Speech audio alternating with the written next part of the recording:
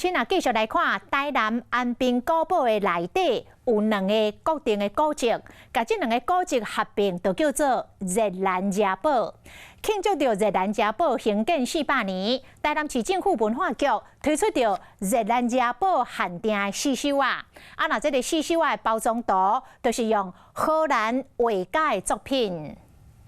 这是文化局推出的文创四手啊，包装是17世纪台湾和荷兰画家维梅尔2幅图，分别是挂珍珠线高的少女和倒牛铃的查某囡仔做背景，听得出当时的城市和荷兰人物的风貌。在热兰遮堡400档来发想一个薯条甲脆薯，希望讲因为这个商品，互人大家对400档有一个更加深的认识。这个认识其实透过实物、透过文明的透览，互人会当更加实在。讲，这400档内其实有各种不同的文化，伫遮伫透览，伫遮伫盘烂。透过特殊的包装，希望互民众熟悉17世纪当时的台湾市镇，购热兰遮的青影风貌。